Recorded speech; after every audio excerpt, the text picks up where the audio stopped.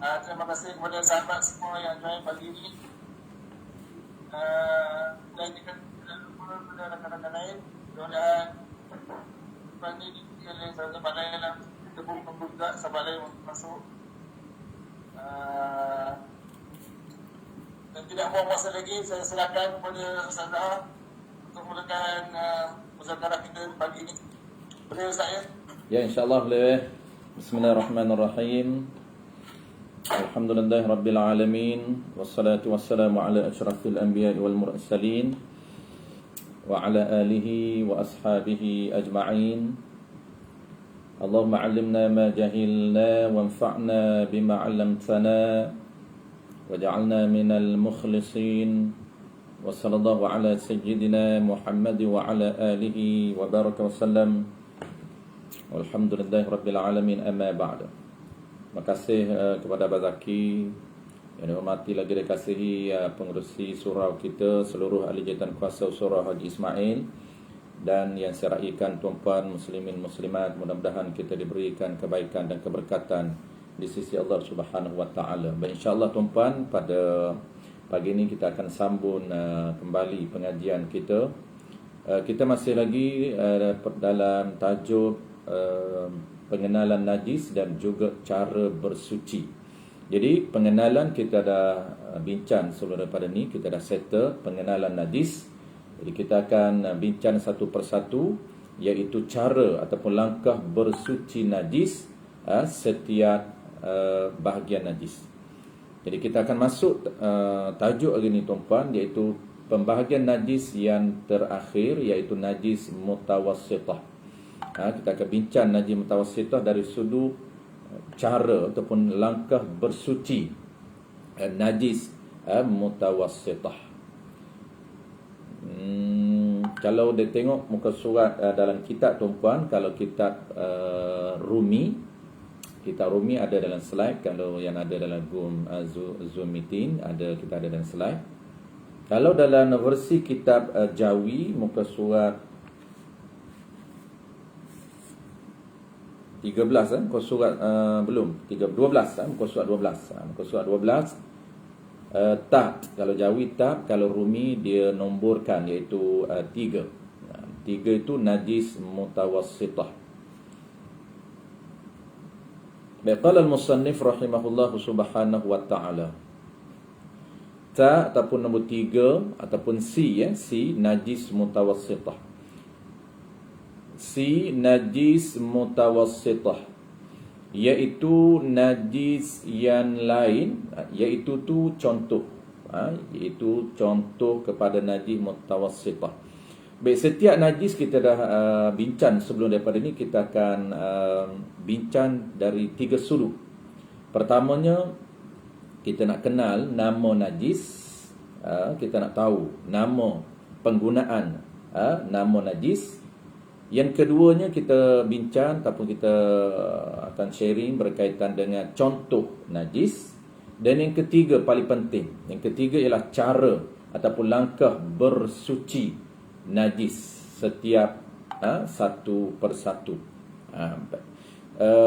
Bahagian yang pertama tuan-puan kita dah bincang, iaitu najis ini terbahagi kepada 3. Pertamanya najis ringan, yang keduanya najis berat, dan yang ketiganya najis sederhana. Jadi yang ketiga malam ni, pagi ni kita akan bincang najis yang ketiga, iaitu najis sederhana. Kita akan sambung yang ketiga, iaitu najis sederhana. Jadi pertama tuan-puan, najis mutawassithah ni, najis sederhana, kita nak tahu di sebalik penggunaan nama najis sederhana. Kenapa dipanggil najis sederhana dari sudut syarak? Yang keduanya, yang penting juga, iaitu kita nak kenal contoh. Sebab kita nak tahu, kalau tak tahu contoh, dia tak boleh untuk terus kepada cara bersuci. Kenapa? Kerana dia akan select di situ. Dia tak tahu najis ni sederhana ataupun najis ringan, menyebabkan dia tak tahu nak guna langkah bersuci najis. Dia tak sama. Kita dah bincang sebelum daripada ni tuan-puan, najis sederhana, najis ringan, dia ada 2 langkah sahaja. Najis berat ada 3 langkah.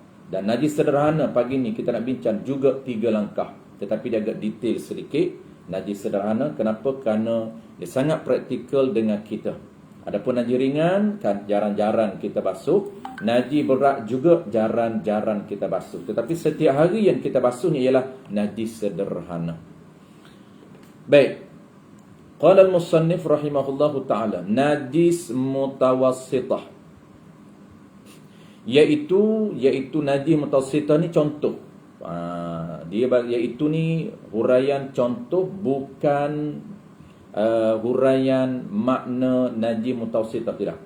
Itu beza. Iaitu tu memang tafsir, tapi kita kena tahu tafsir makna ataupun tafsir contoh. Ini bukan tafsir kepada makna mutawassitah, tapi tafsir contoh kepada najis mutawassitah. Baik, sebelum kita bagi contoh tuan-puan, iaitu tu contoh, jadi kita kena tahu dulu yang pertama ialah nama najis mutawassitah. Apa maksud mutawassitah? Mutawassitah ni tuan-puan sederhana, itu terjemahan dia. Najis sederhana. Tetapi apa makna sederhana? Sederhana ini merujuk kepada hukum bersuci ataupun tata cara bersuci sederhana, tidak terlampau ringan dan tidak terlampau berat di sisi syarak. Jadi kedudukan cara bersuci dia adalah sederhana, tidak ringan dan tidak berat. Bagaimana sederhana itu? Kita akan bincang cara ataupun langkah bersuci. Dia sederhana, tidak memerlukan 7 kali air. Tidak diwajibkan sehingga 7 kali menggunakan air mutlak, dan salah satunya mesti disyaratkan air, disyaratkan menggunakan air yang dikeruh daripada tanah. Tidak, itu najis berat. Itu dia panggil najis ini sederhana dari sudut tata cara bersuci, dan tidak terlampau ringan. Ringan sangat sehingga percik pun dah suci. Tidak, dia memerlukan basuhan. Ini dipanggil najis sederhana dari sudut cara bersuci. Baik, yang kedua ialah contoh. Iaitu ni contoh. Iaitu contoh dia mudah saja nak ingat. Najis yang lain daripada najis mukhaffafah dan najis mughallazah, sebagaimana telah dinyatakan di atas tadi. Jadi dia tak nak sebut. Kenapa tak nak sebut? Kerana banyak sangat najis sederhana, mudah untuk kita ingat. Najis sederhana selain daripada najis ringan dan selain daripada najis berat, semuanya najis sederhana. Ataupun kita panggil selain daripada air kencing kanak-kanak lelaki yang berumur di bawah 2 tahun, yang hanya mengharapkan kenyam dengan makan ataupun minum susu sahaja, itu najis ringan. Selain daripada air kencing kanak-kanak lelaki, dan selain daripada najis anjing, babi dan binatang yang dikacup daripada anjing, babi. Selain daripada dua ni, semuanya termasuk dalam contoh. Apa dia? Dalam contoh najis sederhana. Nanah, darah, air kecil, tahi dan sebagainya. Semua itu termasuk contoh najis sederhana, muntah dan sebagainya. Baik, cara menyuci. Kita terus kepada langkah yang ketiga. Yang ketiga kita nak bincang cara bersuci. Jadi setiap najis ni tuan-puan, najis ada 3 kategori. Kita akan bincang 3 benda, 3 subtopik. Pertamanya pengenalan najis, ataupun kita panggil nama ataupun makna najis mutawassitah tu apa dia. Yang kedua contoh najis mutawassitah, dan yang ketiganya paling penting ni kita nak fokus pagi ni, langkah bersuci najis mutawassitah. Ini penting. Kenapa penting di sini tuan-puan? Di sini kata kunci untuk memastikan bahawa cara kita basuh itu bersih ataupun tidak, suci ataupun tidak, dia berada pada langkah bersuci. Kalau skip langkah ini, tak perfect, tak cukup, kita buat 2 di sebalik 3, menyebabkan result dia, keputusan dia tidak dihukumkan suci di sisi syarak, walaupun di sisi kita bersih, walaupun di sisi kita tak nampak dah najis, tak nampak ada ciri najis, bahkan kita tuan pula dia punya perfume, bau pula bersih, bau pula wangi, bau wangi, warna tak ada, warna najis tak ada, bau najis tak ada, maka kita hukumkan suci. Tetapi di sisi syarak tidak menhukumkan suci. Kenapa? Kita tak follow dia punya langkah yang telah ditetapkan oleh fuqaha. Itu penting. Yang kita nak fokus ialah tapi yang ketiga, cara ataupun langkah bersuci najis sederhana ada 3 langkah sahaja tuan-puan. Dia sama juga dengan cara bersuci najis berat, 3 langkah. Walaupun sama, langkah saja sama tapi cara agak berbeza sedikit. Baik, sebelum tu tuan-puan, sebelum kita nak pergi ke satu persatu langkah, ada 3 langkah. Saya nak jelas sedikit berkaitan dengan secara umumnya tuan-puan. Saya lupa nak jelas beberapa minggu lepas. Secara umum, 3 kategori najis. Najis ringan, najis berat, najis sederhana. 3 kategori ini dia terbahagi pula kepada 2 kategori najis umum. Apa dia? Ada najis dinamakan najis aini dan yang kedua dinamakan najis hukmi. Dia berbeza langkah tu. Kalaulah najis 3 langkah, 3 kategori najis ini dia dibahagikan pula kepada 2 bentuk najis, kepada 2 kategori najis. Pertama ialah najis aini. Yang kedua ialah najis hukmi. Najis aini yang mukhaffafah, najis aini yang mughallazah, najis aini yang mutawassitah. Jadi kita nak fokus hari ni tuan-puan adalah najis aini. 3 langkah bersuci najis mutawassitah tapi yang aini. Apa dia najis aini ni tuan-puan? Najis aini ni ialah najis yang ada ain ataupun najis yang ada jirim ataupun najis yang ada diri najis. Sama. Najis yang ada diri dan juga yang ada ciri-cirinya. Najis yang ada diri atau yang ada ciri-cirinya. Kita tengok depan mata kita ni, ada tak diri najis? Ada. Ada tak air kecil? Ada. Dapat dikesan. Orang panggil najis aini. Cara bersuci 3 langkah. Ataupun ainnya tidak ada, dirinya tidak ada, jirimnya tidak ada, zatnya tidak ada. Jadi ain, zat, jirim, diri sama tuan-puan. Penggunaan istilah saja. Ada 5 istilah berbeza, tapi makna sama. Ain najis, jirim najis, zat najis, diri najis. Jadi 4 istilah ni dia makna sama. Tuan-puan jangan keliru. Ain apa dia? Jirim apa dia? Zat apa dia? Kesemua itu dia merujuk kepada diri najis, material najis. Itu penggunaan istilah. Kita tengok depan mata kita ini ada air kencing, diri air kencing, zat air kencing, ain air kencing, jirim air kencing, material air kencing. Ada. Itu kita panggil ain najis. Kita panggil najis aini. Cara nak bersuci, kita akan belajar pagi ni 3 langkah. Ataupun depan mata kita ni, atas lantai kita ni, ain najisnya tidak ada. Diri dah hilang. Kita dah buang diri. Kita dah buang diri dia, kita dah buang jirim dia, kita dah buang ain dia, kita dah buang material dia. Yang tinggal apa? Yang tinggal adalah sifatnya. Yang tinggal adalah ciri-ciri dia. Yang tinggal adalah kesan-kesan. Maka juga dipanggil najis ini termasuk dalam kategori najis aini. Ataupun najis ainiyah. Najis aini, najis yang dinisbahkan kepada diri ataupun dinisbah kepada ciri. Masih ada ciri, masih ada bau, masih ada rasa dia. Maka itu dipanggil najis aini. Cara nak bersuci 3 langkah. Ada kategori yang kedua dipanggil najis hukmi. Ya di belakang tu dipanggil ya nisbah lah kalau kita belajar nahwu. Najis hukmi. Najis yang dinisbahkan, yang disandarkan kepada hukum, dirinya tidak ada dan cirinya tidak ada.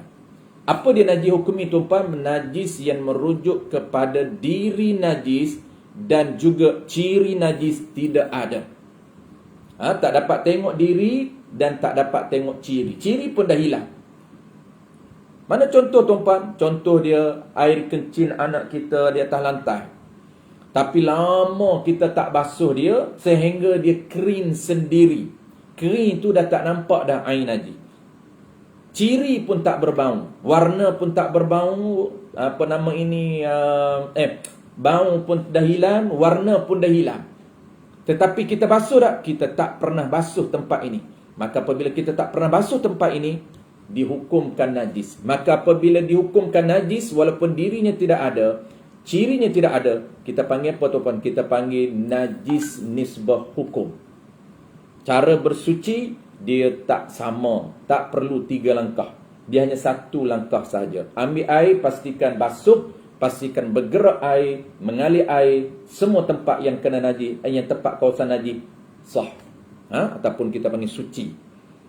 Tak perlu kita buang air najis, tak perlu. Kenapa? Kerana terus kepada step yang kedua. Dia 1 langkah sahaja kalau najis itu najis ringan. Najis itu najis hukmi. Baik, saya tuan-tuan. Pembahagian najis najis secara umum ada 2, najis aini dan najis hukmi. Baik, kita terus cara langkah bersuci najis sederhana. Qala al-musannif rahimahullahu ta'ala, cara perenggan yang kedua, cara menyucikannya. Cara menyucikannya najis mutawassitah yan aini. Tu najis sederhana yan aini. Jika ada ain, ni dia sebut dah. Jadi dia sebut secara tak langsung. Jika ain itu maknanya jika najis sederhana ini yan aini. Kita nak bincang yan aini. Jika ada ain. Jadi jika najis itu termasuk dalam kategori najis aini, hendaklah, ini wajib, dihilangkan ainnya itu. Wajib dihilangkan ainnya itu. Dan ni dia tak follow step by step langkah. Dia sebut secara umum, tapi kita detailkan langkah ada 3 ni. Jadi mana-mana kitab tuan-puan, dia tidak akan perincikan langkah satu persatu, step by step, tak. Dia akan secara umum sahaja. Kita kena pandai step by step itu. Baik. Dan kena hilang. Dan pastikan hilang segala sifatnya, yakni cirinya. Mana cirinya? Iaitu ciri yang ada 3 ciri sifat. Iaitu rasanya, baunya dan warnanya. Ini dah step yang kedua ni sepatutnya. Step pertama buang, step yang kedua basuh sehingga hilang sifat. Baik, step yang kedua ni. Dan ni dia langkah yang kedua. Langkah ketiga dia tak bawa. Baik. Jika telah dibasuh tu tuan-puan, perenggan ketiga insya-Allah kita akan sambung minggu depan.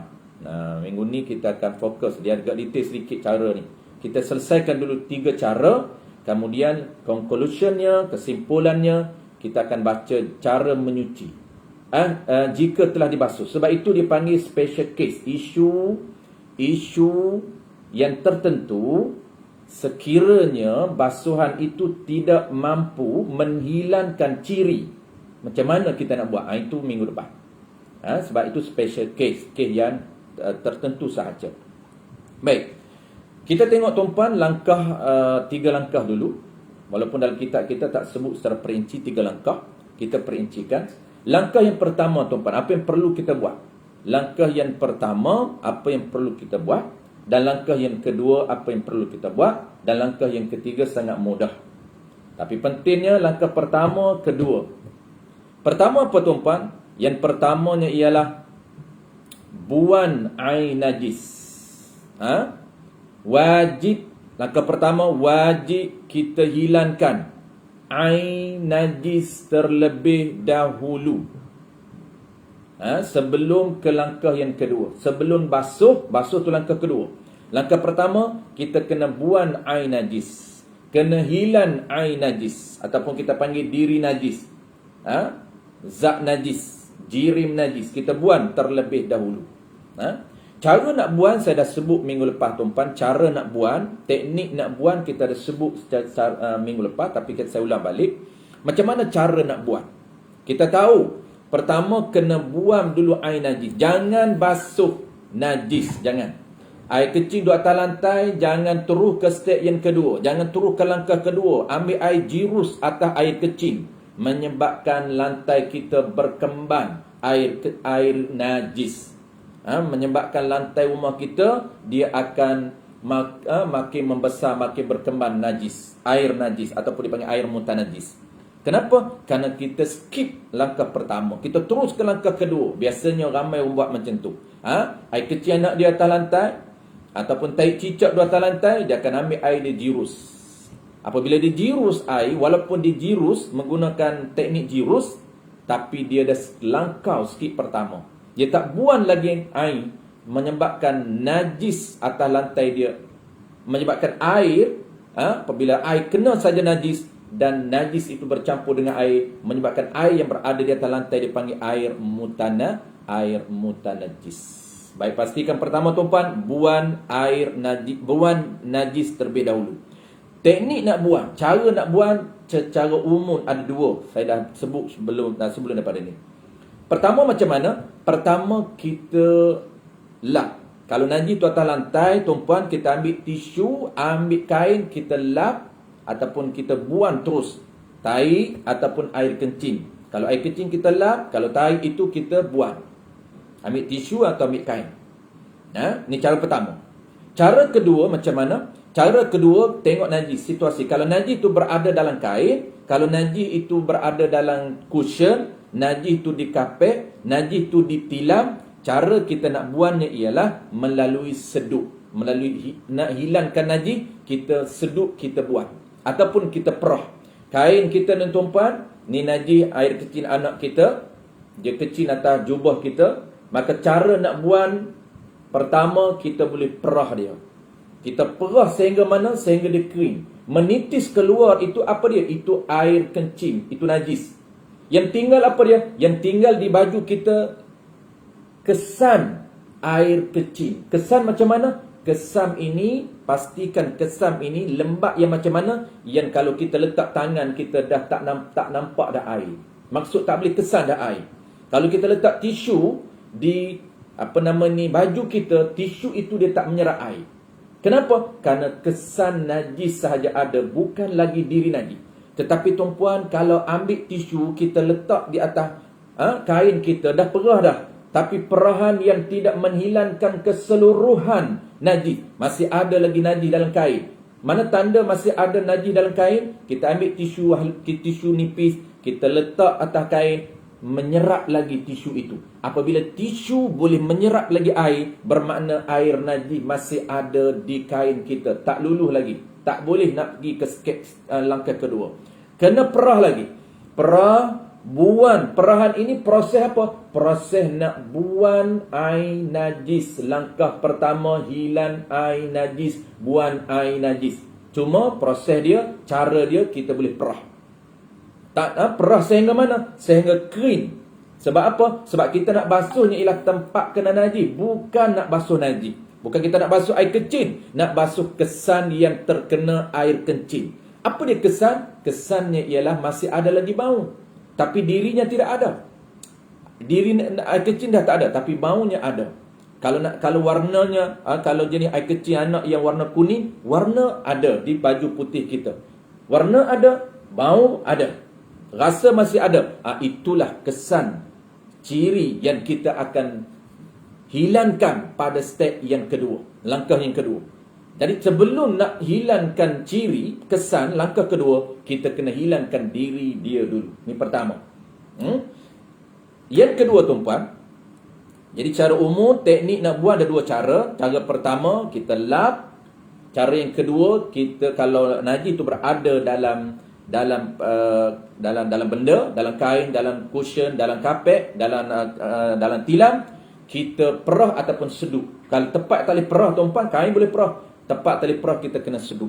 Seduklah guna apa pun, nak guna vacuum ke boleh, kita seduk air tilam dalam air air kecil yang ada dalam kapet, kita boleh seduk. Ini teknik pertama. Teknik yang kedua, ni biasa paling mudah. Kalau tak ada alat penyedup tuan-puan, benda nak perah tak boleh, kita guna teknik yang kedua. Apa teknik yang kedua? Teknik ini popular ketika mana kita guna basuh kecil dan basuh berak. Cuma kita je tak perasan. Teknik buang air menggunakan air. Tuan-puan, teknik ni kita familiar sangat, tapi kita je tak perasan. Langkah ni sebenarnya langkah pertama. Teknik ni kita guna untuk kita kencing, basuh dan juga basuh berak. Macam mana? Kita menggunakan air untuk menghilangkan najis. Menghilangkan najis melalui air, tapi bukan basuh. Ingat, bukan basuh lagi. Tak step kedua lagi. Baru step pertama. Tapi kita terus guna air. Guna air ni untuk apa? Untuk hilang najis. Bukan guna air untuk basuh. Lain. Macam mana cara dia, tuan-puan? Kita dah bagi minggu lepas, tapi saya ulang sekali lagi.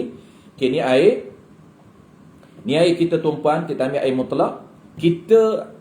Ini najis dalam kapet kita, najis dalam tilam kita, najis pakaian selimut kita, najis di baju kita. Kita boleh perah najis, tapi ada yang tak boleh perah. Kalau tak boleh perah, kita guna teknik hilangkan air najis dengan menggunakan air.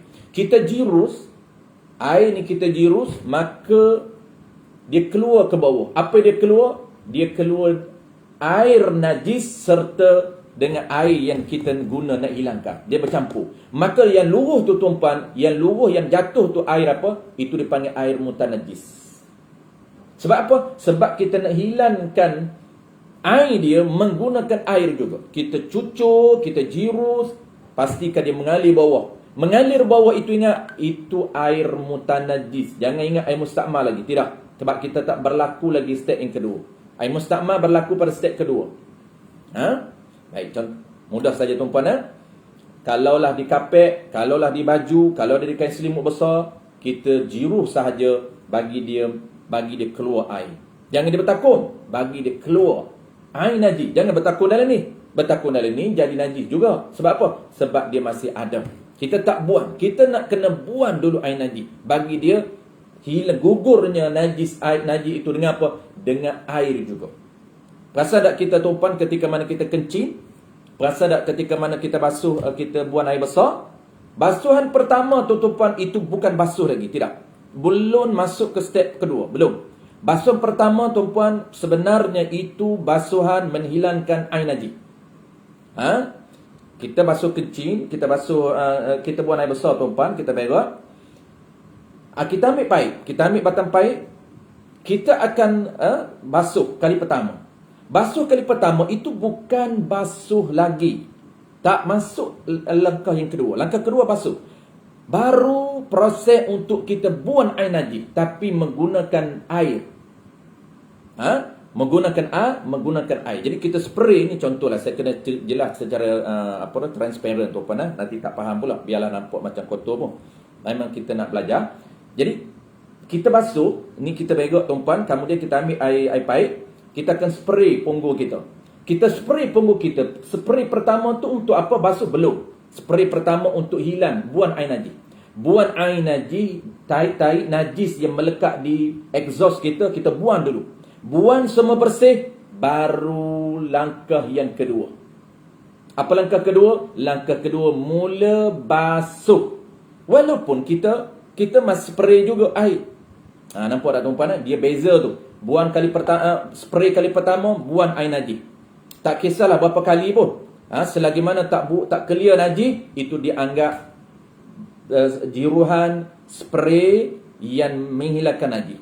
Apabila kita dah rasa dah habis dah najis ni, dah bersih dah, tinggal apa? Tinggal kesan. Apabila tinggal kesan, tuan-puan, di punggung kita, di exhaust kita, di zakar kita, maka kita nak mula langkah kedua. Apa mula langkah kedua? Tetap air yang sama, jirusan yang sama. Cuma jirusan langkah yang kedua baru mula. Mula apa? Mula basuh. Walaupun kita gosok juga. Kali pertama kita spray dah gosok dah. Tapi kali kedua mula untuk basuh dan gosok juga. Ingat? Baik, saya tahu, tuan-puan, itu cara teknik membuang air najis. Jadi cara nak buang air najis secara umum ada dua teknik, ada dua cara. Hilangkan dengan lap, dengan perah, dengan sedup. Yang kedua, hilangkan dengan air juga. Hilangkan dengan air. Itu langkah pertama. Baik, terus ke langkah yang kedua. Langkah kedua ni dia panjang sikit, tuan-puan, sebab kita akan bagi contoh. Apa langkah yang kedua? Langkah yang keduanya ialah membasuh tempat kena najis sehingga suci. Langkah kedua, tempat membasuh tempat kena najis sehingga suci. Langkah kedua ni tuan-puan, dia detail sedikit. Dia ada cara basuh, ada syarat yang ditetapkan oleh fuqaha. Ini yang kita nak detailkan, nak fokus. Jadi langkah kedua, membasuh sehingga suci. Langkah ketiga, penilaian. Kita kena nilai langkah ketiga. Nak tahu suci tak suci, kena nilai. Level nak nilai, level zon. Itu langkah ketiga. Sekejap lagi kita akan sebut. Langkah kedua ni, dia agak detail. Apa langkah kedua? Membasuh sehingga suci. Cuma kita nak tahu ada cara basuh. Kalau tak kena cara basuh, tuan-puan, dia tak akan lulus, tak akan sah. Walaupun kita tahu langkah kedua basuh, tapi cara tu kita tak tahu. Ini cara basuh tu tuan-puan, dia ada dua. Pertamanya, ada dua syarat ataupun dua cara. Pertamanya ialah mesti jirus ataupun cucur. Yang keduanya, bilangan jirus dan bilangan cucur. Baik, kita pergi yang pertama dulu. Ada dua ni. Cara membasuh ada dua syarat. Syarat pertama, cara basuh yang pertama tuan-puan, jirus, kita sebab tu kena tahu apa dia jirus tu. Jirus atau cucur. Air mutlak ke atas tempat kena najis. Kenapa kita guna istilah jirus tuan-puan ataupun cucur? Jirus ataupun cucur ni, dia syarat dia, sebab tu kita guna jirus. Kenapa? Kerana syarat yang pertama, kalau kita tak nak guna jirus, kita terus sebut syarat. Cara basuh ni yang pertama, apa cara dia? Cara basuh yang telah ditetapkan oleh fuqaha, mesti air itu warid. Mesti air itu datang ke tempat kena najis. Mesti dia warid ataupun datang ke tempat kena najis. Sebab tu dipanggil jirus, dipanggil cucur. Kenapa dipanggil jirus, dipanggil cucur? Sebab dia tuan-puan syarat yang telah ditetapkan oleh fuqaha. Air itu cara kita basuh. Apa cara dia? Mesti air itu warid, mesti air itu datang. Mesti air itu datang, bukan najis datang. Air itu datang ke tempat.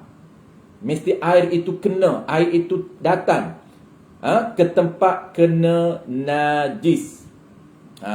Maka macam mana cara kita panggil kalau nak buat air itu datang? Cara dia kita jirus.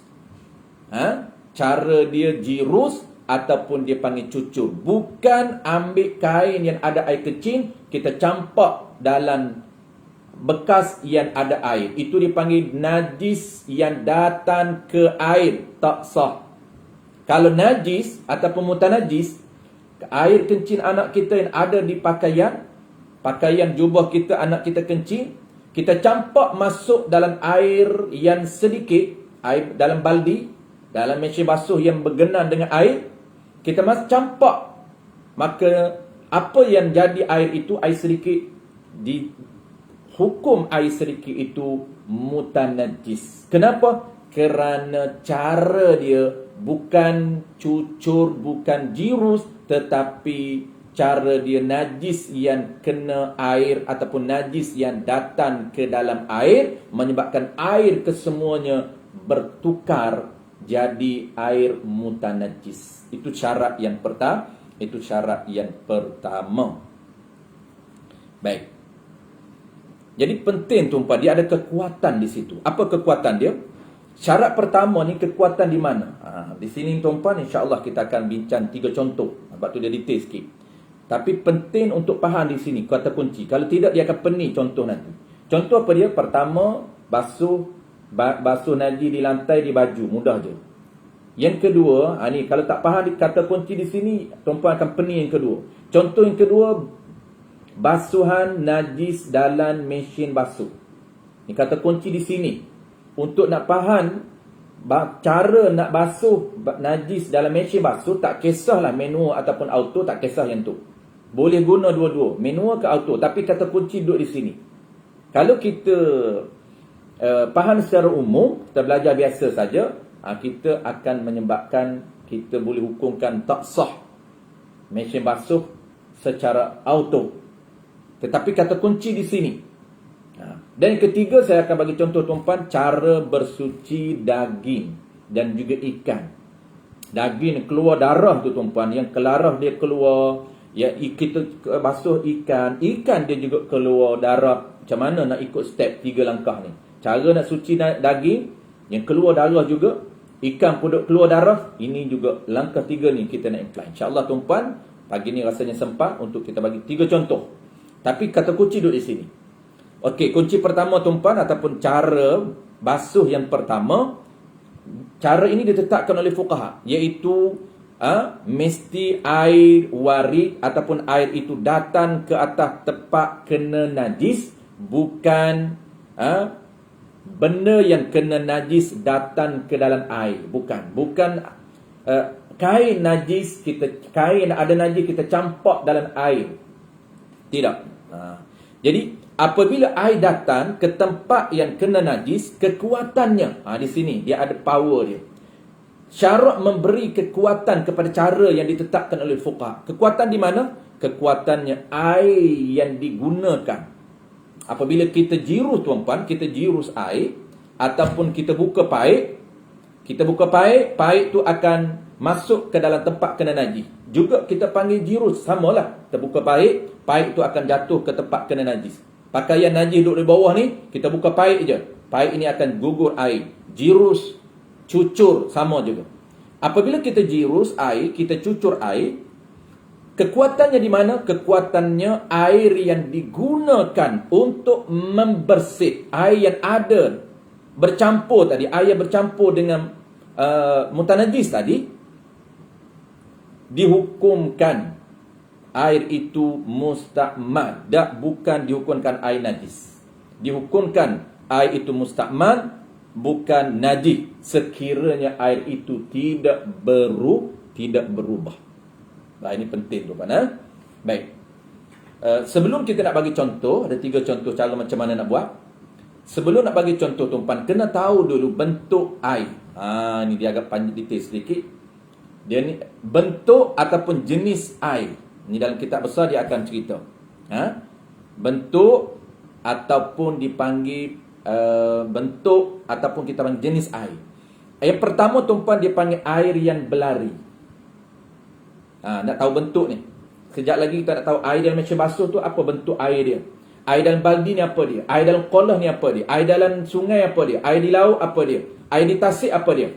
Ni kena tahu 2 bentuk umum. Yang pertama dia panggil ma'ul jari. Pertama ialah air yang berlari, yang mengalir. Air yang berlari ataupun air yang mengalir ataupun air yang bergerak. Mana contoh? Seperti air paip. Kita buka, dia mengalir turun. Itu dia panggil air paip. Air mengalir, air berlari, air ma'ul jari. Ataupun dipanggil air air paip, air yang kita jirus, air yang kita cucur, air pancuk, kesemua tu dipanggil air mengalir. Ataupun air terjun juga sama. Air terjun, air pancuk, air paip, air jiruhan kita, air cucur kita, semua dipanggil air yang mengalir. Air terjun mengalir, air pancuk mengalir, walaupun tempat yang sama. Air terjun ciptaan buatan kita di rumah kita tuan kan, kita ada air terjun kita buat. Dia pusing tempat yang sama, tapi dia mengalir. Dipanggil air mengalir. Yang kedua dipanggil air yang tenang, dipanggil ma'ul raqi, air yang tenang. Air tenang ni mana contoh? Seperti air sungai, dia tak mengalir. Air tasik, dia tak mengalir. Kalau air laut lain. Air laut tu dia ombak datang. Air tasik, air sungai, air dalam baldi, dia tak mengalir. Air tenang. Air dalam baldi, air dalam kulah, air dalam mesin basuh. Sebelum dia pusing tu, tenang air tu. Itu dia panggil air yang tenang, bukan air mengalir. Jadi dua bentuk air ini tuan-tuan, dia ada formula dia. Dua bentuk air ini dia ada formula dia. Apa formula dia tuan-tuan? Sebelum kita tengok contoh, apa formula dia? Kalaulah najis ini, najis formula pertama tuan-tuan. Najis jatuh najis ataupun didatangi oleh najis. Dia panggil bukan air jatuh, najis yang jatuh. Najis jatuh dalam air yang sedikit, sama ada air itu berlari ataupun tenam, dihukumkan najis. Dia ada kaitan dengan kekuatan air yang datang. Air datang lain. Kalau najis datang dalam air yang sedikit, najis jatuh. Air itu sedikit, sama ada air itu bentuk dia mengalir. Mengalir tapi sedikit. Mengalir tempat yang sama tapi sedikit. Ataupun air yang tenang sedikit. Air dalam baldi sedikit. Air dalam mesin basuh sedikit. Tapi kalau najis jatuh ke dalamnya, kita ambil kain anak kita, baby kecil di kain lampin, kita campak masuk dalam baldi, maka dihukumkan najis air dalam baldi. Dihukumkan najis air dalam mesin basuh. Kalau kita buka air mesin basuh dulu, penuh dah dalam mesin basuh air, kita campak baju anak kita yang ada najis ke dalam tu. Lain tu pandang. Baik, itu formula pertama. Jatuh najis ke dalam air sedikit, sama ada air berlari ataupun air tenam, dihukumkan najis air tersebut. Formula kedua. Jatuh najis ke dalam air yang banyak, sama ada air berlari ataupun tenam, tidak menajiskan air. Kalau air itu banyak, dia kekuatan air banyak. Air banyak dua kolah ke atas. Jatuh najis, walaupun najis tu datang. Kita nak bahas poin dia, najis datang ke dalam air beza dengan air datang ke tempat najis. Beza. Jadi kalau air datang ke tempat najis, kalaulah najis datang ke dalam air itu sedikit, tetap hukum najis. Tetapi kalau air banyak, air yang najis datang ke dalam air yang banyak, sama ada air banyak itu tenang ataupun mengalir, tidak dihukumkan najis. Selagi mana tidak berubah. Kalau kita tengok dia tak berubah dengan sebab najis, maka air itu suci. Kenapa suci? Walaupun najis datang, kerana air itu banyak kekuatan dia, air itu banyak. Baik, settle tuan-tuan. Kita dah tahu. Jadi kembali balik kepada syarat. Apa syarat pertama? Jadi langkah kedua tuan-tuan, langkah kedua membasuh tempat kena najis sehingga suci. Jadi cara nak basuh ada dua. Pertamanya ialah syarat pertama mesti air itu datang ke tempat kena najis. Itu cara pertama ni. Kalau air datang ke tempat kena najis, kita panggil jirus. Mesti cucur. Ni kekuatan dia. Kekuatan apa tuan-tuan? Dia kalau kita cucur air, kalau kita jirus air yang mengalir di bawah itu, walaupun dia bertakun, walaupun dia mengalir ataupun bertakun, dia tidak menajiskan air. Ini kekuatan, ni kata kunci yang kena ulang-ulang. Tempat ni lah tunggu saya, dia ulang. Sebab kita takut keliru. Kita takut tuan-puan, walaupun jiru, air yang bertakun tu najis juga. Kalau kita jiru apa? Air itu datang ke tempat kena najis. Dia ada kekuatan. Kekuatan datangnya air ke tempat kena najis. Kekuatan apa? Dia tidak menajiskan air. Walaupun air di bawah itu sedikit. Beza tak dengan najis datang? Beza. Di sini kata kunci kena faham betul-betul. Kalau najis tu datang, air tu sedikit, najis menajiskan air. Mana contoh tuan-tuan? Kita tengok contoh bagi nampak. Contoh pertama, kita ada 3 contoh. Contoh pertama, najis atas lantai, mudah saja. Contoh yang kedua, dalam mesin basuh. Contoh yang ketiganya ialah cara basuh daging yang keluar darah. Ini orang perempuan familiar lah. Orang perempuan kena luluh. Duduk di dapur ni kena ilmu basuh najis ni kena profesional. Kalau tidak, semua keluarga akan makan mutanajis. Sebab apa? Sebab isteri ataupun ibu-ibu yang tak mengikut step basuhan daging sehingga tak suci lagi pada syarak, tapi dia dah masak dah, maka kita pun makanlah mutanajis. Kenapa? Itu dipanggil kuah yang bercampur dengan daging itu yang tidak basuh mengikut prosedur syarak, maka tidak dimaafkan. Yang dimaafkan tu, kita dah belajar kuah tu dimaafkan pada makan, walaupun dia ada darah bercampur dengan kuah, itu basuh yang mengikut prosedur, basuh yang diluluskan pada syarak, masuk dalam periuk, campur dengan kuah, dia keluar darah balik, darah itu dijadikan kuah, kita makan darah, boleh ke tidak? Boleh, kerana itu dimaaf pada makan, tapi tidak dimaafkan pada sembahyang. Dimaaf pada makan sekiranya kita dah ikut prosedur basuhan pada syarak. Tapi kalaulah basuh yang tak mengikut prosedur, tidak dimaafkan juga pada makan. Makan najis jawab dia. Ini penting orang-orang, ibu-ibu dan isteri yang berada di dapur. Baik, contoh pertama tuan-puan. Apa contoh pertama? Najis atas lantai. Ini mudah. Kita nak tengok walaupun mudah. Baik, kalau najis atas lantai tuan-puan, najis atas pada kain, step pertama kita buang.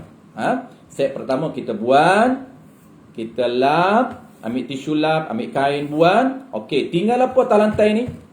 Lantai kita ni tuan-puan hanya tinggal kesan sahaja. Kesan tai cicak, kesan tai ayam, kesan air kecil anak kita, kesan tai burun, kesan. Langkah kedua, kita turun kepada keluar. Langkah kedua, ambil air. Air ni kita nak apa? Nak basuh. Basuh apa? Basuh tempat kena najis. Jangan basuh najis, kerana najis dah tak ada, dah kita dah buang. Basuh tempat kena najis. Tempat kena najis, apa yang ada? Kesan. Ciri ada. Bau dia masih ada. Warna dia tak ada. Kalau ada warna, kita panggil apa nama ni, masih ada lagi diri dia. Warna dah tak ada. Kalau ada pun warna sikit-sikit saja. Yang tinggal ialah bau dan tinggal adalah rasa dia. Baik, kita langkah kedua, kita jirus, kita cucuk. Kenapa jirus, cucuk? Kerana ini syarat ataupun cara basuh yang ditetapkan oleh fuqaha, mesti air ini datang. Mesti air ini datang ke tempat kena najis. Jadi kita cucuk, jirus, ataupun spray boleh, cucuk boleh, jirus boleh. Dan apa yang kita buat tuan-puan? Kita gosok. Kita jirus sambil kita gosok. Jadi jirus, air yang pertama, dia ada dua cara tuan-puan. Dua cara tadi. Cara kacau tadi, siapa tahan yang WhatsApp apa? Video call tadi tuan-puan. Baik, okey, kita sambung balik. Dia sangkut tu sebab tadi ada video call tadi. Ada siapa tak call tadi. Baik, kita sambung balik tuan-puan. Okey, cara yang pertama kita jirus. Kita jirus, kemudian sambil jiru itu kita gosok. Kita gosok. Baik, cara yang kedua tu gosok tu tuan-puan, kita nak kira pengiraan dia berapa kali nak gosok ni. Berapa kali? Jawab dia tuan-puan. Cara yang kedua, bilangan jirus, bilangan cucuk ataupun bilangan kita gosok berapa kali. Jawab dia tuan-puan, mutawassitah tak diwajibkan 3. Dia sunat 3. Dia hanya sunat meniga. Yang wajib apa? Yang wajibnya kita jirus, kita gosok, kita basuh sehingga suci. Apabila basuhan kita suci sekali je, maka itu yang wajib. Cuma tambah yang kedua, tambah yang ketiga, itu sunat. Apabila dah suci dah, kali pertama, maka kali kedua tu tuan-puan tak wajib tapi sunat. Kali ketiga tak wajib tapi sunat. Okey.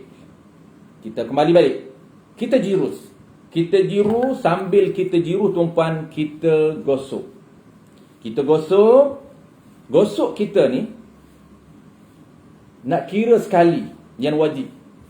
Gosok kita Gosok yang macam mana? Nak kira sekali, yang menghilangkan kesan-kesan najis. Apabila penilaian kita, last kali kita akan sebut balik, penilaian ini, zon kita gosok jirus qadar ni dan gosok qadar ni, zon kita dah hilang. Walaupun jiru itu banyak kali. Sekali jiru, ataupun jiru kali kedua, jiru kali ketiga sambil-sambil gosok. 3 kali jirus, barulah hati kita zon, hati kita kuat sangka dah suci. Maka itu dipanggil bilangan yang pertama, suci. Dipanggil basuhan, jirusan, cucuran, air sehingga suci.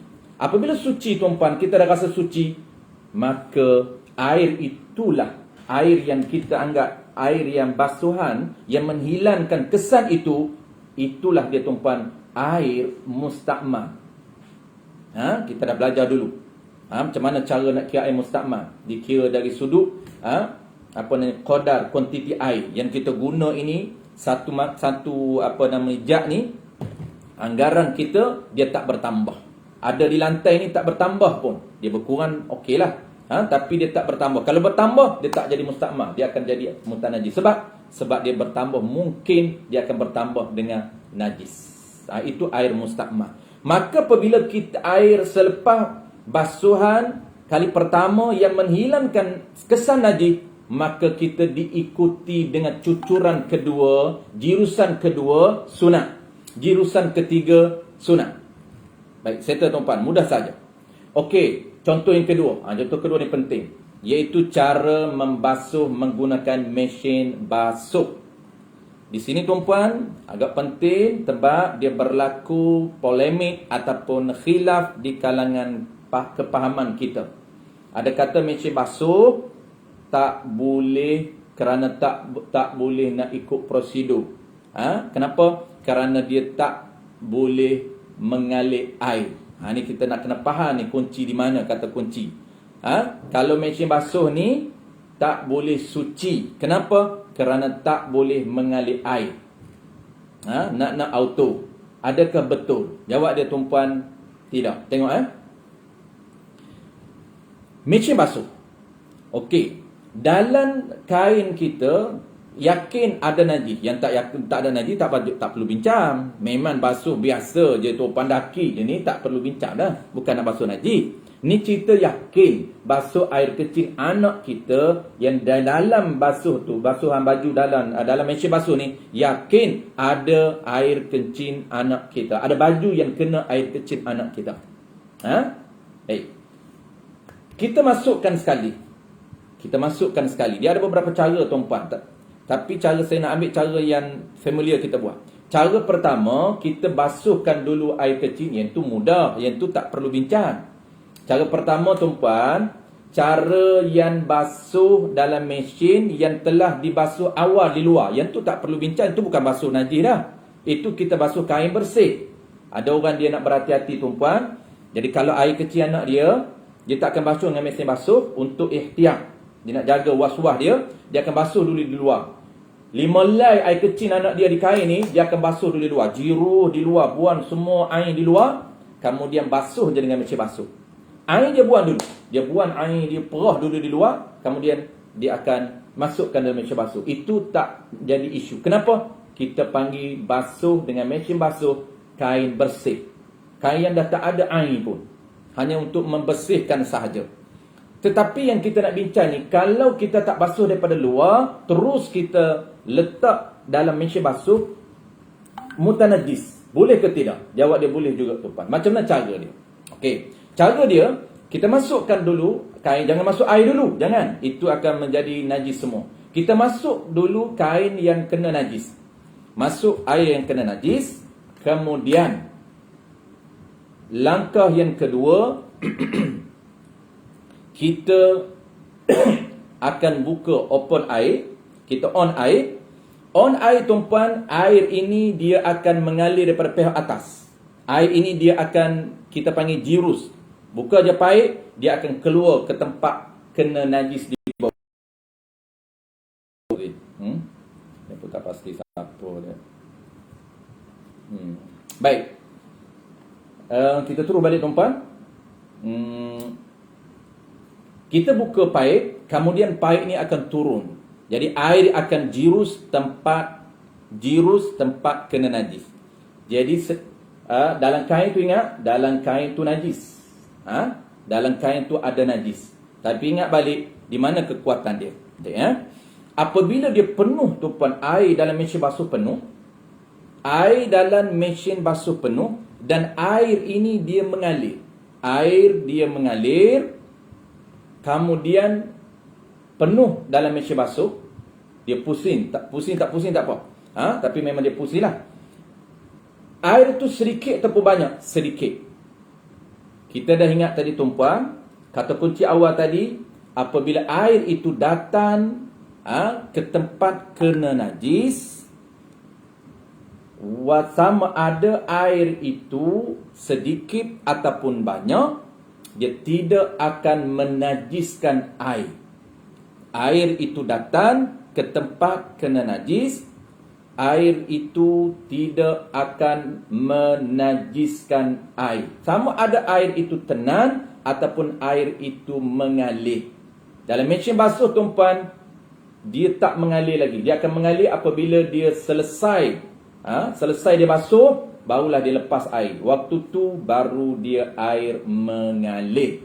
Sebelum dia air mengalir, dia akan air bertakun. Ingat, sama ada air itu bertakun atau sama ada air itu mengalir, kalaulah air itu warid, air itu datang daripada pihak atas, kita jirus, maka dia akan menghilangkan najis. Dan cara nak buang najis, cara pertama kita buang dengan air, dan cara yang keduanya ialah kita buang secara manual. Tadi kita dah tahu cara kita buang dengan air dan cara kita buang dengan manual. Sebab itu tuan-puan, ada setengah orang kata, kalaulah mesin basuh itu dia pusing-pusing tu najis, kemudian dilepas air, lepas tu dikira air mengalir, maka bersih air tadi. Bersih air tadi. Tetapi sebenarnya tuan-puan, kalaulah tak alirkan, kalau tak alir, kita nak hukumkan sebelum mengalir lagi. Tapi apabila dah lepaskan air, dia dihukumkan bersih. Kata ada setengah pahaman. Jadi kita nak cerita, walaupun belum dilepaskan lagi, dia berpusing air yang datang daripada atas, paip, kita buka paip, dan di dalam itu ada kain air kencing anak kita, dia akan berpusing semua tadi tuan-puan, kita panggil pusing. Pada zahirnya dia akan pusing air yang bercampur dengan najis. Dia akan berpusing air yang bercampur dengan najis. Pada zahirnya begitu. Tetapi hakikatnya, apabila air itu warid, air itu datang daripada pihak atas, dia walaupun dia bertakun dengan mutanajis, maka selepas dialirkan air itu, dihukumkan suci baju kita. Dihukumkan suci baju kita. Baik, settle. Contoh mudah tuan-puan, disebut dalam konsep ni lah, diambil daripada mana? Diambil daripada dalam kitab I'anatul Talibin, sama konsep dengan basuh najis dalam mulut. Sama je mesin basuh ni. Cuba tengok dalam kitab I'anatul Talibin. Diambil konsep dia tuan-puan, kalau gusi kita berdarah. Gusi kita berdarah ataupun ada najis dalam mulut kita. Kita makan, contohlah kata makan budu. Wudu ni dimaafkan pada makan, tapi nak solat kena basuh, kena komo dulu. Maka cara kita nak basuh najis dalam mulut macam mana? Air akan bertakun ni. Cara kita tuan-puan, komo kali pertama buang air najis. Kita komo sebenarnya tak perlu kita tak perlu buat kali pertama, kali kedua pun boleh. Cuma kita dah tahu basuhan kali pertama itu, ataupun kita panggil cucuran kali pertama itu, kita serentakkan dia dengan buang najis dan juga basuh. Okey, kita masukkan air, Apabila kita masukkan air dalam mulut kita, kita komor tuan-tuan. Kenapa kita komor? Sebab komoran kita ni untuk buang air najis. Kita komor, kita nak basuh ni, kita masukkan air. Apabila kita masuk air dalam mulut kita, selepas kita masuk air, kita akan buang balik. Selepas kita buang, sekali je kita komor tuan-tuan. Sekali kita komor, zon kita sekali tu dah bersih. Sekali kita komor, kita dah bersih. Nak buang kok mana? Kita buang saluran hanya satu je kita. Iaitu keluar. Macam basuh juga, macam basuh pun satu juga. Kita tak boleh buang kok hidung, payah nak buang. Kita buang kok mulut je. Jadi kita buang basuhan pertama tu, kalaulah zon kita komor sekali je, tak perlu komor 2 kali, tak perlu komor 3 kali. Kali pertama kita komor tu dah kira serentak dengan buang dan juga basuh. Kali pertama kita masukkan air tu pun, kita komor, kita keluarkan balik. Keluarkan balik, kesan dalam mulut kita najis ataupun tidak, yang tinggal pada gigi, yang tinggal pada lidah kita, najis ke tidak? Tak, dihukumkan suci. Walaupun air tadi, kita anggaran kita, andaian kita air tadi kan dia bercampur. Apabila kita komor-komor, bukan air tadi bercampur dengan darah, bercampur dengan mutan najis. Lepas tu tinggal kesan dekat lidah kita, tinggal kesan dekat gigi-gigi kita, air tadi. Adakah nak hukumkan suci? Dihukumkan suci kalau zon kita sekali tu dia dah hilang. Tapi kalau zon kata sekali ni kuat banyak sangat darah, tak hilang. Kali kedua tak hilang, kali ketiga hilang, 3 kali komor hilang. Maknanya sekali dikira. Konsep dia tu tuan-tuan sama. Komor, buang air. Tapi mesti kena datang daripada atas. Mesti kita kena masukkan air. Kita kena masukkan air. Kena air datang ke dalam mulut. Kena air datang dalam mulut. Jangan gunakan air yang ada dalam mulut. Air liur kita tak boleh. Tak boleh bersih dengan air liur. Walaupun air liur kita banyak, air liur ni kita kumpul-kumpul air liur, kita bersihkan. Tak boleh. Dia kena air datang daripada pihak luar. Air datang daripada luar. Begitu juga konsep mesin basuh. Air daripada luar datang, kemudian dia berpusing. Najis yang ada dalam mesin itu berpusing. Kemudian kita alirkan. Selepas kita alir, tinggal kesan dalam tu. Kesan apa? Kesan basuhan. Mana dihukumkan kita, dihukumkan suci.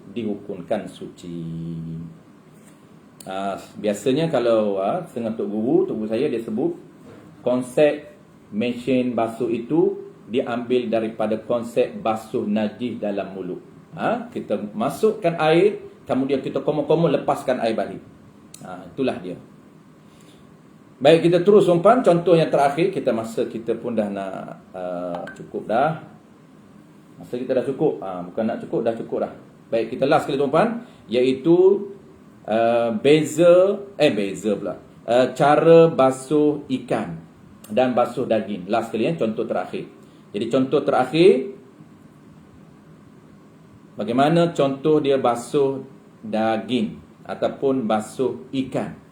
Basuh daging dan basuh ikan. Jadi basuh daging sama juga tuan-tuan, mesti warid air. Iaitu daging ni, pertama kita kena basuh cucuran kali pertama tuan-tuan, cucur buang diri darah. Darah tu jirim. Darah tu jangan basuh darah. Buang. Cucur kali pertama, jiru kali pertama kita buang dulu. Buang air najis, dah bersih dah. Kemudian kita jiru kali kedua, kali ketiga, seterusnya untuk membersihkan. Untuk membersihkan. Sebab itu cara dia begini tuan-tuan. Cara dia ingat cara dia, kalaulah kita guna besar. Guna besar tuan-tuan. Guna besar dia. Contoh ni lah besar kita. Kita masukkan, tak nampak tuan-tuan, tak nampak dalam Facebook Live, nampak. Ni besar. Kalau daging kita duduk dalam besar, kita jirus air, tuan-tuan, jirus air. Jiru air dah cukup syarat pertama. Tapi ingat, dia tak lepas di mana? Dia tak lepas apabila jirusan kita kena pada daging dan daging itu mengeluarkan darah balik dan air itu bertukar. Ingat kaedah, kembali balik kepada kaedah.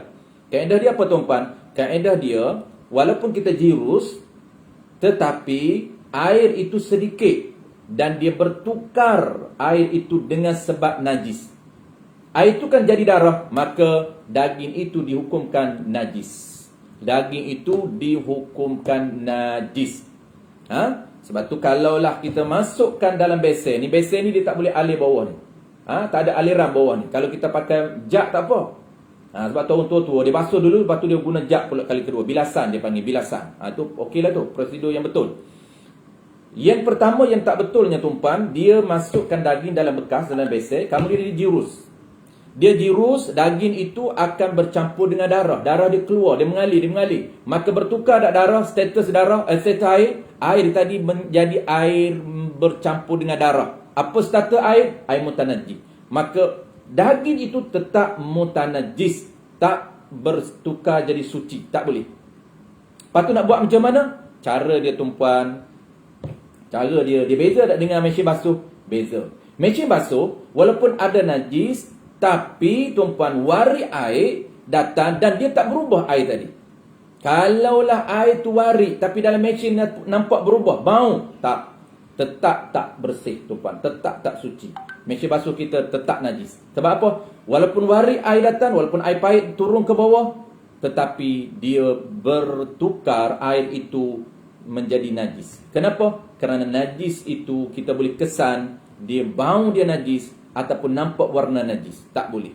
Tetapi kalau air itu wari, air itu datang daripada pihak atas ke tempat kena najis dan dia tidak menukarkan ataupun tak berubah air tadi menjadi najis, tetap air itu dihukumkan suci ataupun mustakmal. Baik, settle. Cara najis, caranya tuan-puan macam mana? Cara dia, kita kena alirkan dia dengan maksud macam mana? Dengan maksud jangan bertakun. Jangan bagi dia bertakun dalam besen, jangan. Kita bersih, buka paip ataupun kita jirus, dia hilang dah darah. Nak hilang darah, dia akan ada darah dalam daging, dia akan keluar balik. Cuma kita hilang ketul-ketul darah yang luar, yang fizikal besar-besar tu tuan-puan, yang daging besar-besar ketul-ketul luar tu, kita hilangkan yang tu, kemudian kita basuh sehingga zon tu, kemudian dia akan keluar balik. Sebab tu kena bilas, keluar balik. Jangan kita letak dalam takun besen, jangan. Kita nak letak dalam apa? Kalau kita nak letak pun letak dalam bekas jak. Kita panggil jak lah, saji ke apa, tak upah ikut lah, saya panggil saji. Besar-besar, kita letak, kita buka air, di bawah tu air akan mengalir, turun balik darah dia, jadi barulah suci. Kemudian kita masuk ke dalam periuk. Dalam periuk itu kita masuk air, dia keluar balik darah. Darah itu dimaafkan, bertukar menjadi kuah, maka dimaafkan kita makan kuah gulai yang bercampur dengan darah yang bercampur dengan darah yang keluar daripada daging. Baik, settle. Jangan takunkan dia. Kena alirkan dia. Sebab tu cara nak alirkan. Kenapa nak alirkan dia tu beza dengan yang dalam mesin basuh tu? Kerana dia menjejaskan air. Darah tadi dia akan bertukar menjejaskan air. Baik, bilangan cucur dah settle tuan-puan. Bilangan dia berapa? Sebab langkah bersuci ni tuan-puan, ada dua langkah bersuci pula. Langkah yang kedua ni, langkah bersuci yang kedua, membasuh. Cara membasuh ada dua. Pertamanya cucur ataupun jirus. Yang keduanya bilangan cucur. Bilangan cucur ni tak wajib 3, cuma sunat menika. Yang wajib pertama je.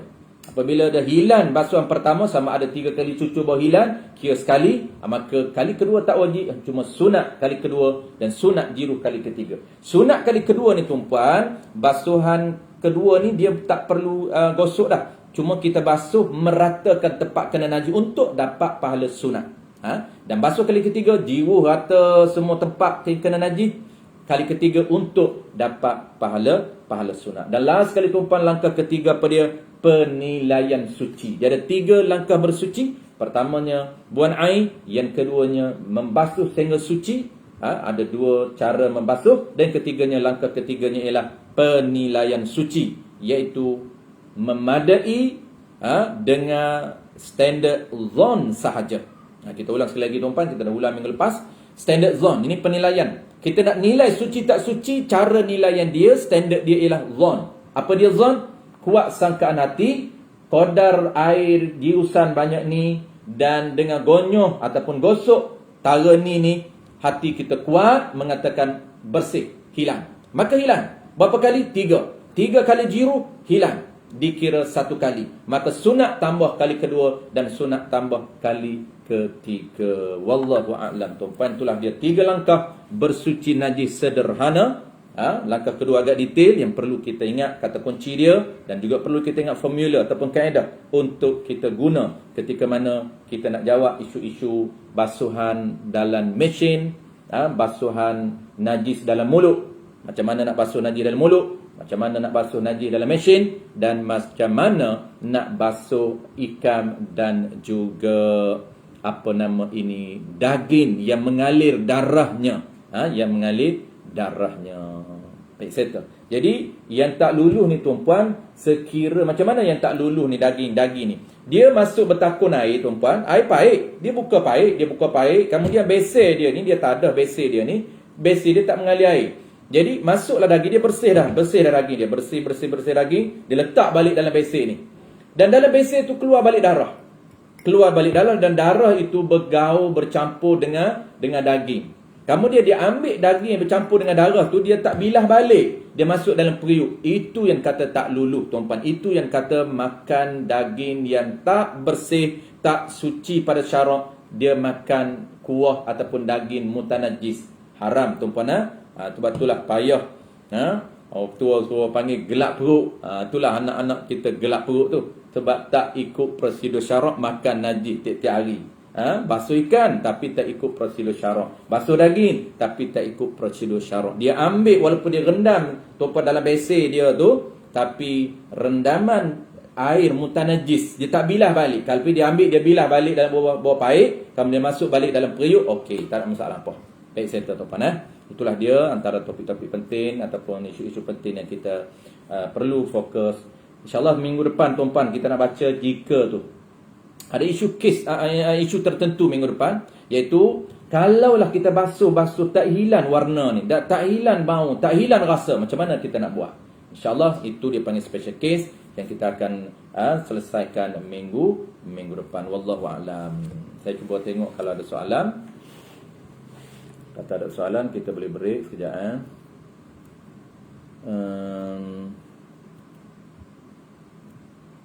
Okey, Tuan Haji, Tuan Bilal kita, bagaimana suci kulit lembu? Kulit lembu kena samak. Jadi samak ni dia refer, penggunaan samak ni dia tertentu kepada cara bersih kulit.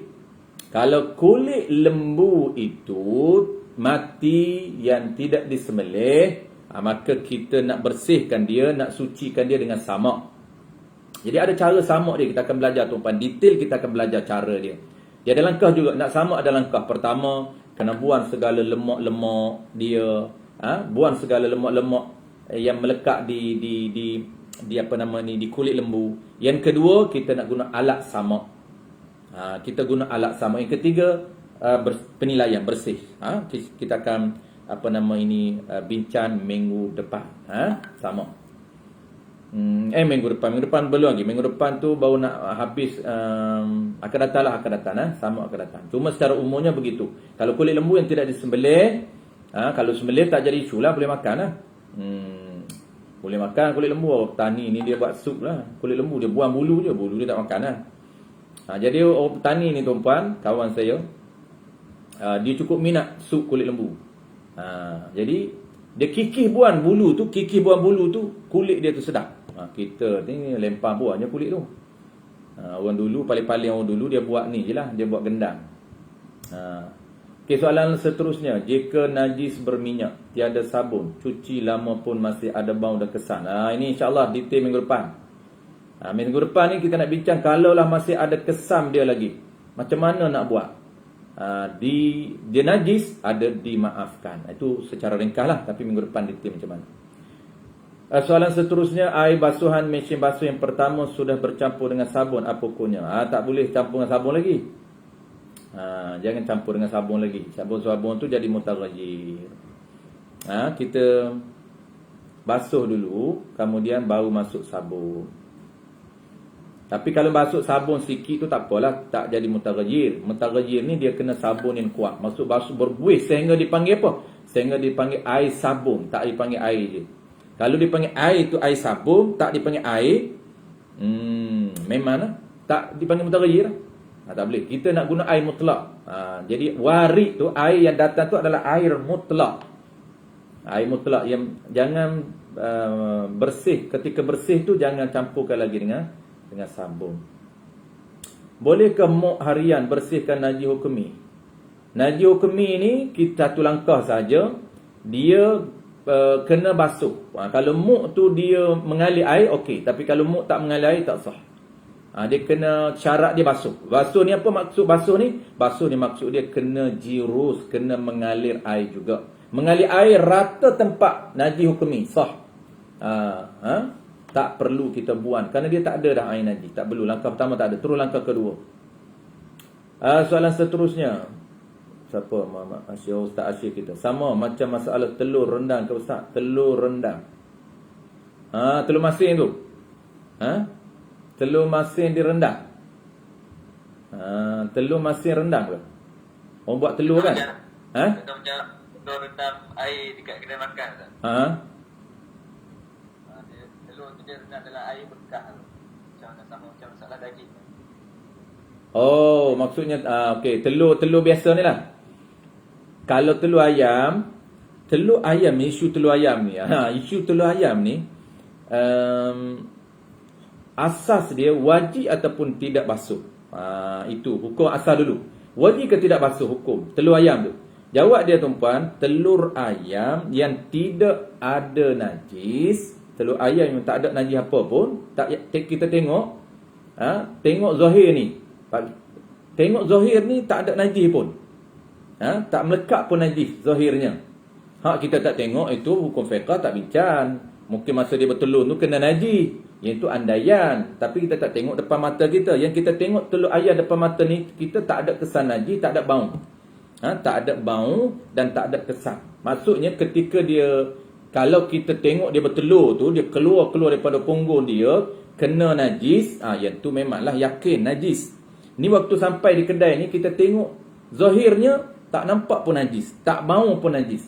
Maka hukum dia tak wajib basuh, cuma sunat basuh. Jadi kalaulah tak ada najis di ayam tu, kita tak wajib basuh, sunat basuh. Apabila sunat basuh, air itu bukan tak menjadi air mutanajis. Tapi kalau yakin ada najis, maka kita rendam telur sekali dengan air, dia jadi air mutanajis. Sama konsep dengan daging yang direndam dengan darah tadi.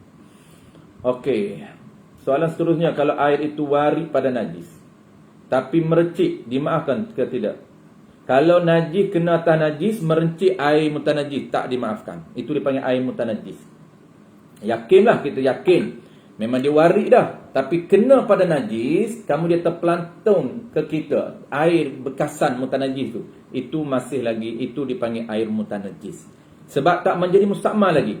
Bila dia jadi mustakmal? Selepas menghilangkan suci tadi, selepas menghilangkan najis, selepas kita rasa zom dah bersih, lepas tu baru dinamakan air mustakmal.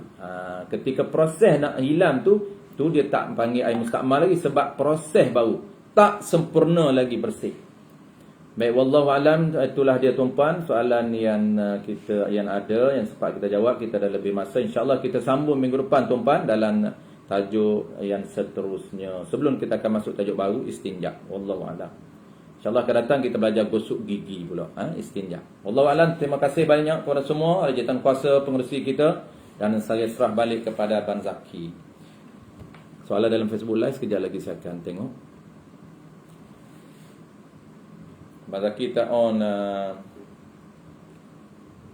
Alhamdulillah. Terima kasih kepada sahabat semua dan juga kepada Ustaz Azhar Muzakarah pagi ini.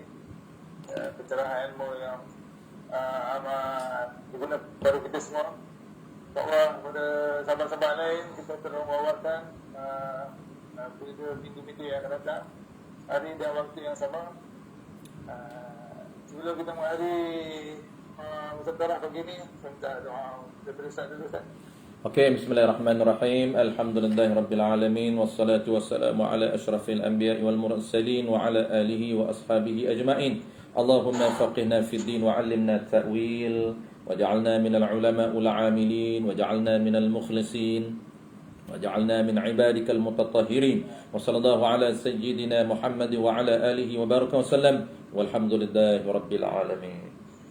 Alhamdulillah, terima kasih semua. Assalamualaikum. Waalaikumsalam warahmatullahi wabarakatuh. Terima kasih Ustaz. Assalamualaikum. Waalaikumsalam. InsyaAllah kita jumpa lagi ya. Minta diri dulu.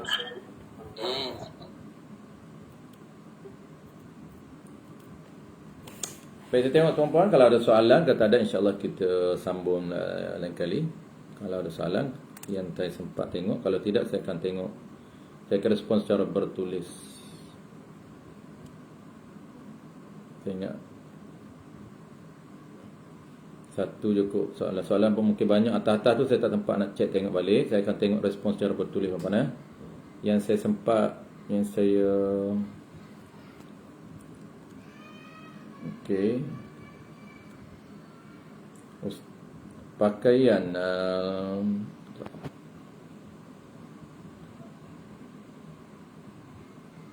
Ustaz, pakaian Syafiq Rohani ni, pakaian ada sedikit kesan kena air kencing baby. Kemudian kita terus letak dalam mesin baju yang lain, jadi kotor.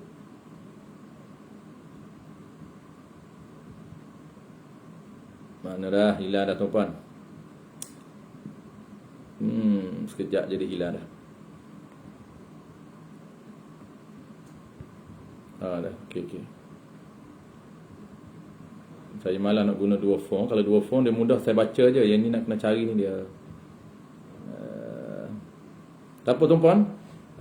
Saya dia dah ni dah. Saya jawab secara respon dah hilang dah. Dia terkeluar. Saya jawab secara apa nama ni, respon bertulis. InsyaAllah jumpa lagi.